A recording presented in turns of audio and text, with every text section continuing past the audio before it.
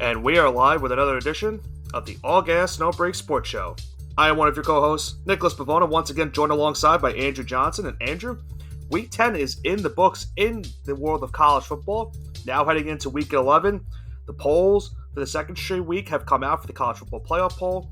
Not much change up top of the top six, as we maybe expected after this week's results, but there's still a lot on the line going into this Week 11, some big-time matchups, especially in the top 10 going down, and we're getting just a couple of weeks closer to finding out who will be in the college football playoff with the top four seeding.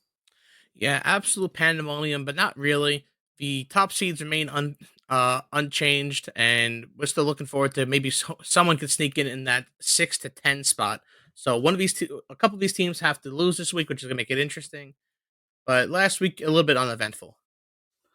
A couple of their teams that you mentioned, those 6 to 10 range, they saved their chances of making that college football playoff with some of their performances this past weekend. And one of those teams was the Texas Longhorns in a game in which they pretty much were controlling throughout the entire one against Kansas State. They were up at one point 24 to 27 to 7, correct? My apologies. And it looked like Texas was going to be on their way to an easy way, get some big time momentum going into the later part of their stretch of the season. But to their credit, Kansas State, they made this one a game. They actually tied it late in the fourth quarter, got a game tying field goal as time expired to send this one into overtime. And in overtime, their defense did a good job early on. They got to stop, allowing just 1 yard to Texas. They had to kick a field goal. And it was up to the Texas defense to get them a stop to save their national championship hopes. And it looked like Kansas State was surely going to get in to the end zone and at least win the game or at least tie the game. They were at the 2 yard line. Texas, to their credit, was able to get three key stops, and it led to a big decision for Kansas State. Do they hit another game tying field goal to send it to double overtime, or do they go for the win? Well, they ended up going for the win, and unfortunately for them, they just were not able to get the conversion, and they were unfortunately not able to pull off a big-time upset and the big-time rally as Texas saved their college football playoff hopes with a 33-30 overtime win over Kansas State, not only saving their college football playoff hopes, but also saving their Big 12 title hopes. So they are still in the mix for the college football playoff, but this one was a big-time scare for the Longhorns. 100,000 people in that stadium, and it was one on the ground, 230 total rushing yards. And you have to kind of think at this point, why did they start Arch Manning? Looks like they're saving it for next season. Do you really think they should save him for next season, though, when their season's on the line like this? You have to assume he's better than their third string quarterback, right? Well, I would agree he's definitely better, but I think you're also at the point of you haven't lost yet with him. I mean, this one was a scare. Malik Murphy didn't really play his best football on this one. Quinn Ewers should be back sooner than later for them as well. But if they're able to run the football like that, then they really won't have to rely on the passing game as much. You look at the remaining 3 games in the schedule for them. They have to go to TCU, then go to Iowa State, and then they're home against Texas Tech. So realistically, if you look at the schedule wise, those are some of the bottom teams in the Big 12 right now as it stands. Iowa State being the best team they have left on paper. So Texas is in a great spot. This was their toughest test left against Kansas State. They were able to hold on and win the game. If they get through these next 3 games, they'll be in the Big 12 title game. They'll have a chance to play for the college football playoff. And they potentially were going to be getting a rematch with Oklahoma. But we'll talk about what happened with Oklahoma this past weekend because there was a big shakeup in the Big 12 standings as it relates to that. Right, I'm not going to deny that they won this game. They won this game, but you have to strive to more than just scrape by. And I think that Arch Manning gives him the best opportunity here. I don't even know why they're saving him. Everyone knows he's not. Is this even an official red shirt season for him? I don't even know what they're doing with him. Like, if they're not going to red shirt him, it makes absolutely no sense for them to do this. I don't think they have red shirt him, to my knowledge. I'm not 100% sure. They definitely redshirted him at some point, but like I said, if it's not fully hurting you, then go with what's working so far. I mean, I think they're looking at it as if we haven't lost yet with it. we're now at this point in the season where we're still in the top 10. We, the only thing that was concerning about this game is that they had the 20-point lead and they had a really bad second half defensively. And I think that's something they have to look out for in these final three games, and especially in a potential Big 12 championship game. But as long as their defense plays better in these final three games, they'll have a chance, even with not having Quinn Ewers or Arch Manning at quarterback right now. I'll agree to disagree with that one, but let's move on to the next game. And Notre Dame, your season is officially over. Congratulations on not even making a New Year's Six Bowl, as Notre Dame's slow start loses to Clemson. Clemson still has Notre Dame's number, even though they're having one of their worst seasons in recent memory. Yeah, the slow start for Notre Dame really killed them in this one. They were going into halftime trailing 24-9. At one point, they were down 18 points. They made it a little bit more interesting in the second half of this one. Were able to make it an 8-point game, but they just could not get anything done in the fourth quarter. They were not able to get any points to tie the game. And Clemson, as you mentioned, hanged on to win this one 31-23. For Notre Dame wise, New Year's Six Bowl most likely is out the window. They stayed in the top Well, 25 they're done. polls. They're done. They would have to have a really strong final two games of the season, but they're not really playing big time competition. So they would really need some teams along the way to lose for them to even have a chance at that. Their But best win all season is going to be Louisville, and they lost when it mattered. I realize they should have beat Ohio State, but you lost against Ohio State, you they lost lost versus against Louisville, Louisville. and now Yeah. you lost against Clemson. It's not like you had these world eater wins when your best win on the season is probably USC at this point. And I think the Is biggest that a thing New now, Year's? Is this a New Year's Six Bowl resume? If you beat one of those other three I teams, think sure, the it I is, but it's I not at think this the only point. reason they could still make it just because of the Money, program and who they are. That's probably the only reason. money, But yeah. the um the biggest concern for this game is Sam Hartman had another really bad game. I mean, he had 146 yards passing, two interceptions, 17 incompletions on the day. Did have a rushing touchdown, but this is a Notre Dame team that had a lot of expectations going into the season. A lot of From people, including Heisman, myself, from Heisman expectations to should have stayed at Wake Forest.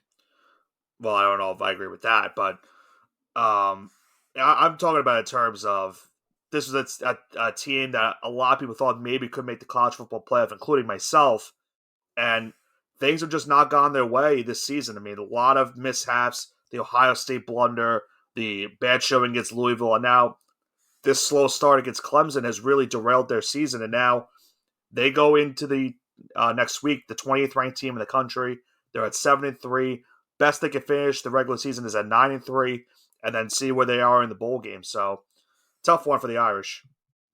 Yeah, and just for our favorites to make the Final Four of the college football playoffs, I had A&M, oof, Michigan, Georgia, Texas. So 3 out of 4, not bad. You had Michigan, LSU, Georgia, Notre Dame. So I would say 3 out of our 4 picks are still both alive. Well, LSU is also not a LSU is also kind of I gone now. mean, listen, crazier things have happened before. They play in the SEC. Well, no, especially after this week, they're definitely chalked now. Well, I'm sorry. So I was Yeah, trying to give yeah. you the benefit of the doubt, but I appreciate it, but there's definitely no benefit of the doubt. That was I was thinking LSU would be a little bit better this season, but we'll talk about them in a little bit. Their defense has been very poor this entire season, and that's what really derailed them the entire way. But you talked about Texas A&M. We got to talk about their matchup this past weekend with Ole Miss. And to the Aggies' credit, they kept this one really close. At one point, it looked like Ole they Miss were was going to going to run win. away with it. It was a 14-point lead for the Rebels in the second half. But A&M did make a comeback and actually took the lead very late in the game with 4:34 left. They got a rushing touchdown from Max Johnson to take the lead. But to Ole Miss's credit, they were able to go down the field in 9 plays, 75 yards, and take a go-ahead touchdown. A&M did have an opportunity to tie the game late, but unfortunately, they missed the game-tying field goal. And Ole Miss, they are still technically alive in the college football playoff race as they held on for a 38-35 win over Texas A&M. They now go to 8-1 this season. They're also still technically alive for the SEC championship game as well. So Ole Miss still has a lot on the line. They have a huge game this upcoming weekend with Georgia, and a lot is at stake for them. But just being able to sneak by in this one was huge for the Rebels. I will say one thing, not really an analysis of this game, but I'm gonna go on the record say you have to keep Jimbo Fisher. If he had his starting quarterback, I realize Max Johnson, I've said this before, is one of the best backup quarterbacks in the country, but He was the starter for a reason here. If you had your starting quarterback, I think they win one or two of these games down the stretch against Alabama, Tennessee, and definitely Ole Miss. They were all one score games, and it's not crazy if you think you had your starting quarterback that Texas A&M could be 6-3 or 7-2 right now. That's not a really crazy expectation. So I will give Jimbo the benefit of the doubt this year because the offense has looked much improved. And if he had a starting quarterback, I think they would have won one of these big games on the stretch against Tennessee, Alabama, or Ole Miss like this past weekend. But that's neither here nor there. So I think they should keep Jimbo, but who knows what's going to happen this offseason. There's been a lot of uncertainty with Jimbo these last couple of years with Texas A&M. I think that's I would say if he had, you can't judge him off this year. The previous year's fine, but you can't judge him right. this year. But the same thing could have the same thing that could be said for a lot of other coaches too. So who knows? I don't think they fire him. I think the I only feel like concern. with the recruiting class they're coming into, they got the NIL money. The offense, like I said, looks a lot better. If he had a starting quarterback, I think he can sneak out one more year. But if he craps his pants again next year, he's gone. Well, remember, keep in mind, we talked about it a lot on the show, but with the updated SEC next season, it will be even harder for A&M to try to even be one of those top teams in the conference. So it's not going to be easy. You have teams like Georgia. You have teams like Alabama. LSU will still be a good team. Tennessee has shown some good flash the last couple of years. Missouri has been a surprise team for the SEC this year as well. And you still have some other teams like Kentucky and Florida that always recruit well. A&M will definitely be there, and then you're going to be adding Texas and Oklahoma. So it will not be easy for A&M next season. They're going to have to definitely, have to have a really good recruiting class, and hopefully it all transitions well to the college football level. But at the end of the day, it just a tough, heartbreaking loss to the Rebels. They had a really good opportunity to spoil their chances of making the college football playoff. And now for Ole Miss, they're still alive for the SEC championship game wise. They obviously need Alabama to lose their final two SEC games to make the SEC championship game, and they obviously have to win out as well. But in terms of college football playoff, a win against Georgia this weekend certainly will help their chances. Let me paint a picture for you, Nick. It is a Saturday afternoon in Piscataway, New Jersey. Oh, The jeez. score is 9-7 Rutgers. On the back of their kicker, Jai Patel, the Scarlet Knights are up on nationally ranked number 1 Ohio State at the half. Now, there's two options you could take from here because I know Ohio State went on to win this game and cover 35-16. Is Ohio State do they deserve this number 1 ranking, or is Rutgers a sleeping powerhouse? Those are the two conversations we could have right now. Rutgers is definitely not a sleeping powerhouse. All right, and that's what I want to go to. Does Ohio State deserve that number 1 ranking after that showing against Rutgers? So here's the thing with this game, and this is a game in which Rutgers could have had a double-digit lead at halftime. They had an opportunity to get a touchdown when they were down 7-3, and their offense, remember, they got into the red zone off behind 7-3 off that fumble Ruski play, which worked to perfection. And that could have given them the 10-7 lead, and then they could have gotten another field goal. So maybe not a two-possession game, but a 6-point lead at halftime instead of a 2-point lead. And the offense just couldn't punch it in, and that's led to those 3 field goals in the first half.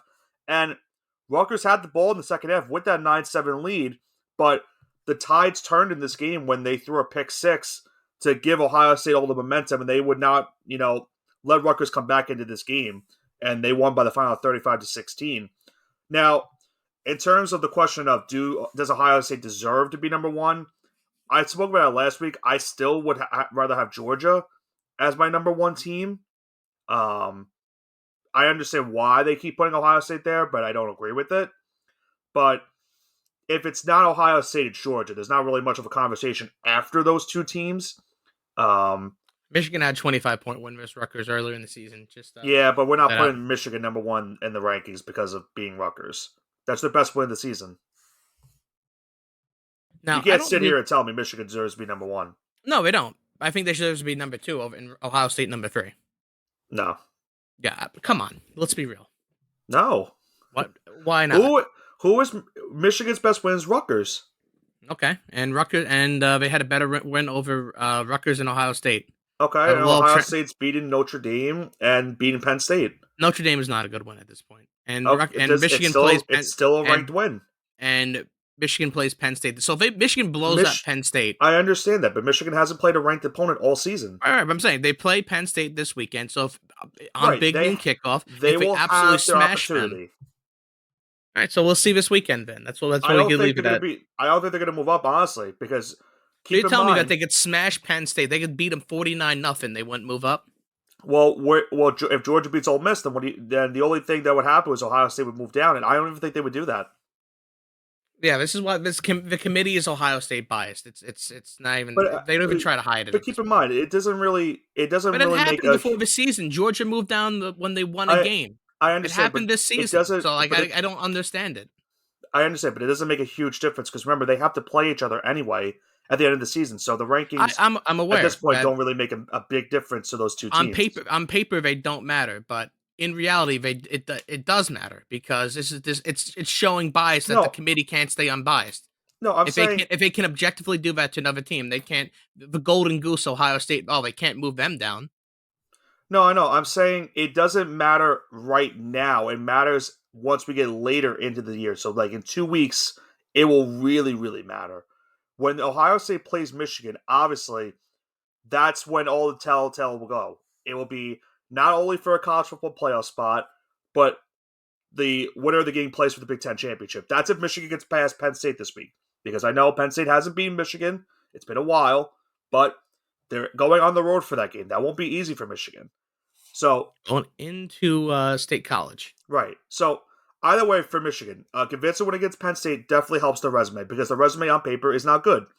Um, Compared to a team like Ohio State and Georgia. Listen, I'm not advocating for Ohio State to be number one either. I'm not saying they should be the number one. I still think they should be top two just because of the wins they have compared to Michigan and a Florida State. Florida State, another team that really hasn't beaten a ranked opponent all season. The best win they have was that week one win against Florida State, LSU. I'm sorry. So it really comes down to resumes and all that. I don't think it really matters as much right now into the season because it's only the second playoff ranking. Once we get after this weekend, then it might matter a little bit more because you're going to have Georgia playing Ole Miss. You're going to have Michigan playing Penn State. You're going to be having USC and Oregon playing each other. And I think it comes down to how these matchups all fare out and then seeing what the committee does and say, oh, they now have their signature win this season, and they still have to play Ohio State, and this is in terms of Michigan.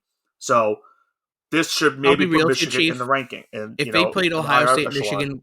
Michigan, if Michigan, Ohio State played week one, and Michigan ended up beating Ohio State, and they both go undefeated from that point on, and I still think they would find a way to put Ohio State above Michigan just the way they end the season. They I'm would gonna be not do that. completely, almost convinced, and it's I don't care how asinine that sounds on paper. It's the committee, and they would do it. They would not do that. I, moving on. It all depends on who you're playing. And that sometimes when you don't play, it depends on how your schedule is. But remember, this is a good thing for Michigan because after this season, then you add all these Pac-12 teams, and now your schedule is going to be getting a lot better.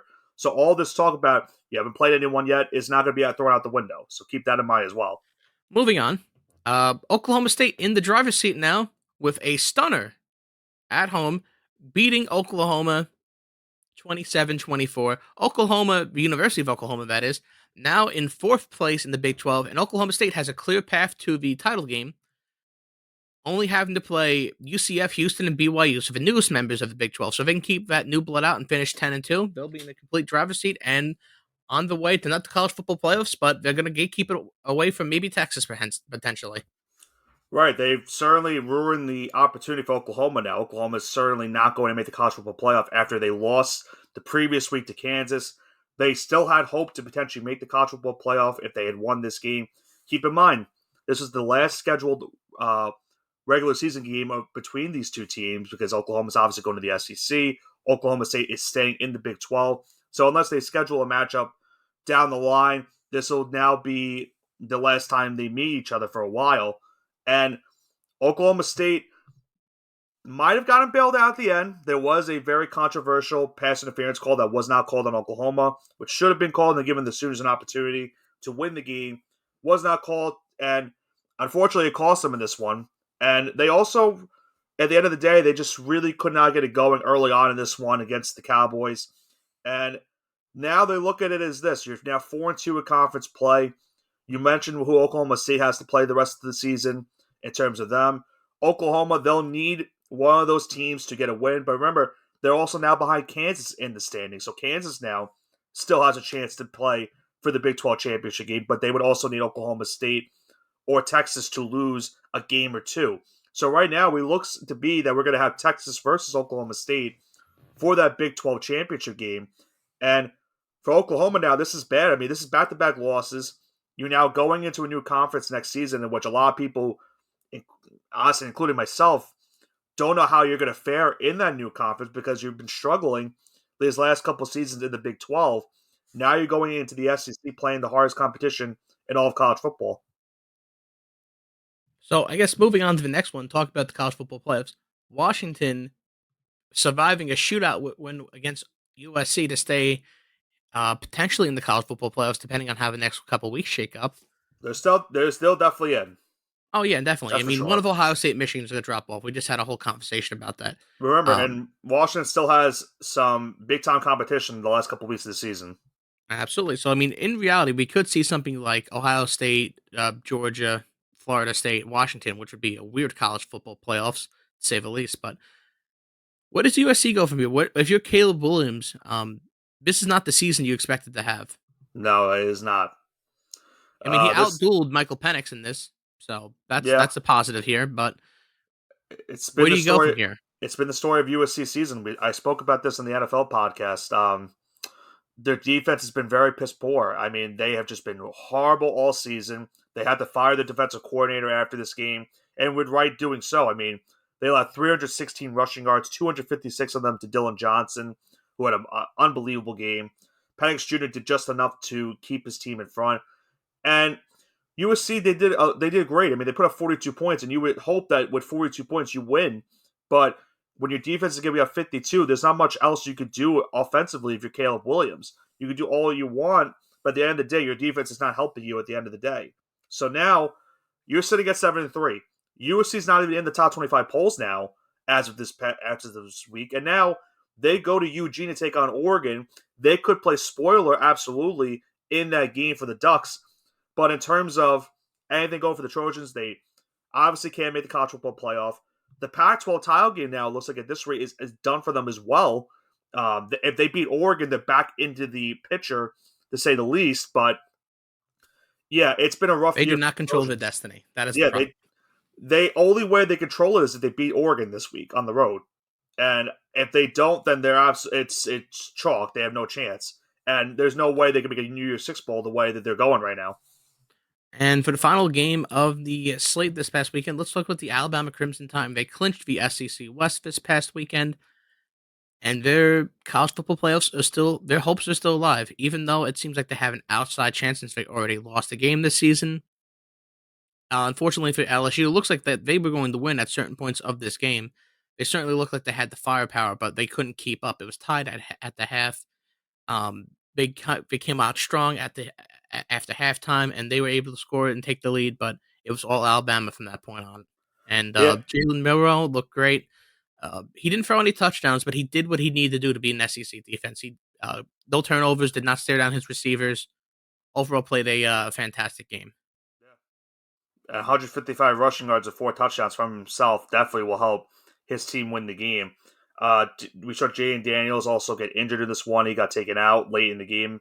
But I think for Alabama, obviously, I know we said they clinched the SEC West. Technically, it's yes, they did clinch it, but at the same time, they haven't. They have to still beat Kentucky and Auburn, but they should win those two games realistically, considering how those two team seasons have gone. But for LSU, it's been another thing for them, and I mentioned it earlier on. I mean, their defense has been really bad, and that's really cost them this season. They've had opportunities to be in the upper echelon of the college football playoff and have an opportunity to be in the SEC championship game, but their defense has just been really bad all season. They had that shootout loss to Ole Miss. Now they lose this one to Alabama. They obviously lost earlier on in the season to Florida State. Now they're 6-3 on the season. They don't really have a chance at the SEC championship game. They're 19th in the polls now. They still maybe could make a New Year's Six bowl at the end of the day, but for Brian Kelly and company, listen, this is year two of the experiment with him. You have to play three more games at the end of the season. Hopefully, you can get something going, finish the year 9-3, maybe make a New Year's Six bowl. You have a Heisman Trophy candidate in Janie Daniels, who's been great for them all season. Um, but yeah, for Alabama, Milroe playing really good football right now. This is the perfect time of the season for him to be playing this good football because now you're 8-1. You have realistically your easiest part of the season coming up, and at Kentucky won't be as easy as people think, but you would think that they would hold on to win that game. Then you're facing Chattanooga and at Auburn, and then you go to the SEC championship game, and that's going to be the biggest test because you're going to be facing Georgia in that one. And we saw what Georgia did in Missouri this weekend. There was a little bit of a slow start for them. They got a big second half to hold on to beat the Tigers, and that game's going to be the game all for Alabama. Win and you're in the college football playoff. Lose and you miss out. So the SEC championship game should be a good one between those two teams.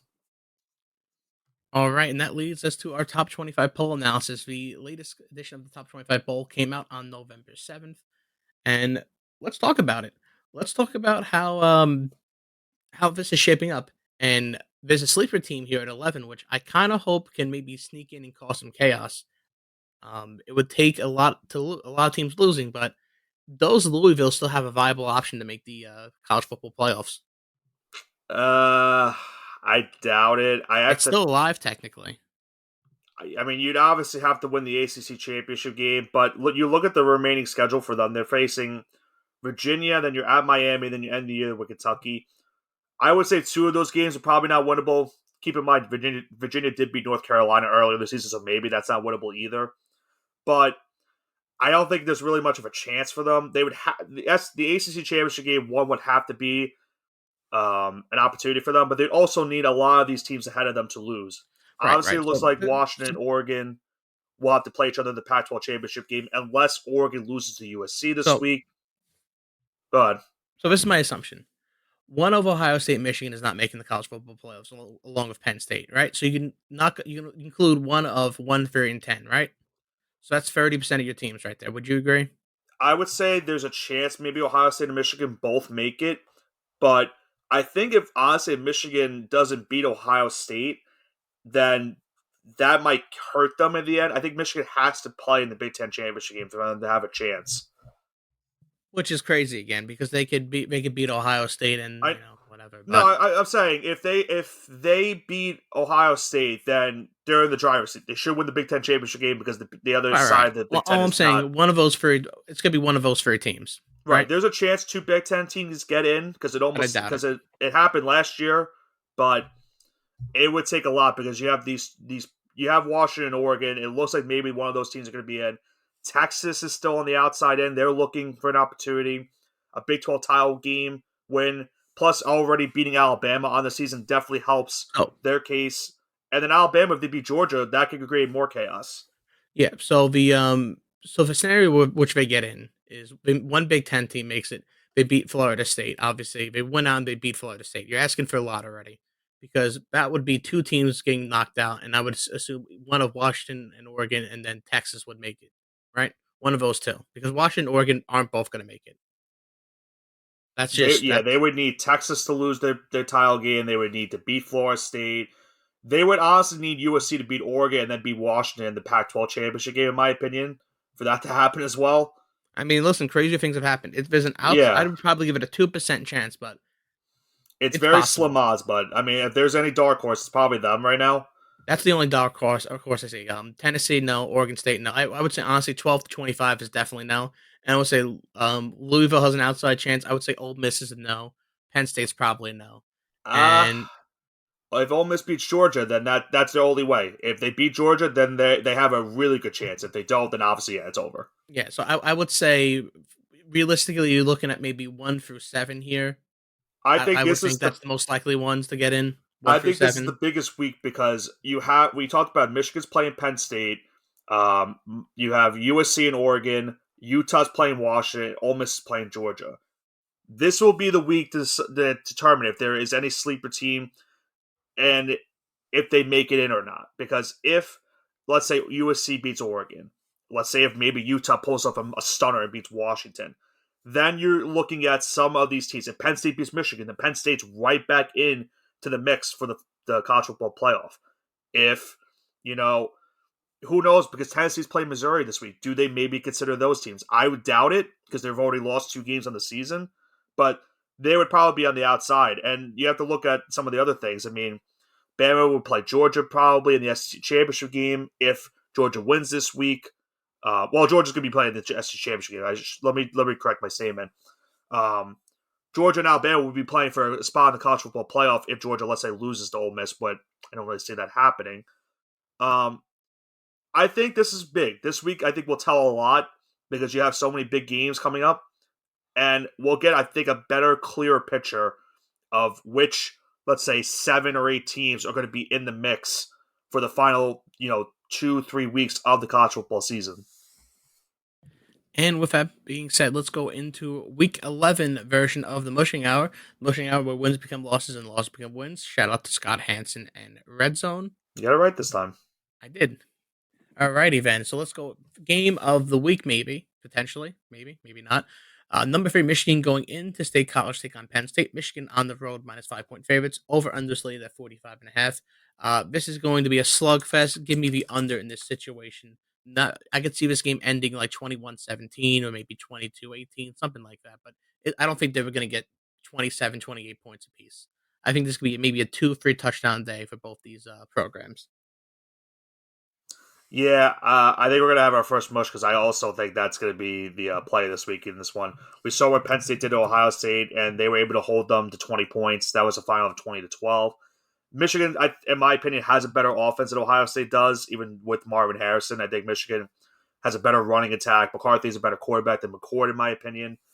And I think it's going to come down to, can Penn State finally win that big game? That has been eluding them for a while since that year where they almost made it with Saquon Barkley in 2016, when they made it to the college football playoff. It has to come down to this game. If they beat Michigan, they're right back into the mix for it. I don't know if they would make it because they don't really have many big games left in the season, and they wouldn't be playing for the Big Ten championship game unless Ohio State has an epic collapse to end the season. Um, I don't. I don't know. I think Michigan gets it done if I had to pick a game. If I had to pick someone for this game, just because of Penn State's history. But I agree with you. I think this one's going to be a low scoring affair. Alrighty then. The next game we have Alabama on the road for Crimson Tide, number 8 in the nation, going on into Lexington to take on the Kentucky Wildcats, unranked. Bama 10.5 point favorites at home, over under slate at 40.5. Give me Bama -10.5. They've been on a roll here. They're picking up steam. Jalen Milrow looks absolutely outstanding as a quarterback, and he's going to run all over his defense for a multi-touchdown game once again. So give me Bama -10.5. Yeah, I'm gonna go with Bama -14. I think Bama is right now playing their best football in the season. Milrow has been playing really good football. We just saw what happened in that game against LSU. Kentucky has not really looked like the same team that we saw earlier on. Ever since that Georgia game, they just not have been the same. They'll make a bowl game. I mean, that's good for them. That's what they were not accustomed to a couple years ago. But Bama needs to keep winning because they're fighting for an opportunity to play in the college football playoffs. So I'll take Bama with the alternate spread of 14. Alrighty then. The next game we have Miami. This is technically a road game, but both in the same of Florida. I'm sure there'd be fans everywhere. But Miami on the road taking on Florida State, number 4 in the country. Florida State at home -14 point favorites, over under slated at 50.5. This is gonna be a shootout, and Florida State's gonna play down to the competition again. I don't know if they're gonna win. This seems like a trap game for them. But just give me the over. I think over 50.5 points. There's gonna be at least 4 touchdowns scored on each side. So I'd be pretty confident taking the over here. Well, you do have two good quarterbacks in this game. Keep in mind, you have Tyler Van Dyke from Miami, and then you have Travis from Florida State. So you do have the good quarterback play in this one. Both these teams coming off a scrappy game. Miami losing at North Carolina State, and Florida State struggling early against Pitt, but they were able to hold on for a 17-point win. I I honestly don't know if we get a high scoring affair in this one because I think of the importance of this one. Miami could spoil every Florida State's chances of making the college football playoff and the ACC title game potentially. Um, I think Miami will keep it a little bit closer because of the impact. So I'm gonna go with Miami plus 14 on this one. I think they Florida State hasn't been really impressive to me the last couple of weeks. They did get a good win against Duke a couple weeks ago, but that was a game in which they struggled early. I think Miami will keep it close than people think they will, but I still think Florida State wins and keeps their title hopes alive. Alrighty, then I kind of agree with you on that one too. Not a real Mushville. Yeah.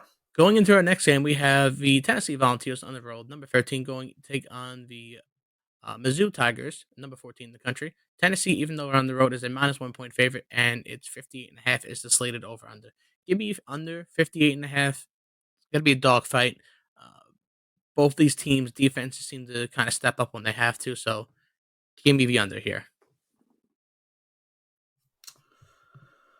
Um, it's a tough game. I like both these teams too. I really kind of want to see a kind of a high scoring affair between the two. I think is if they only gave up 34 points versus Alabama, I feel like they can keep Mizzou in check here too.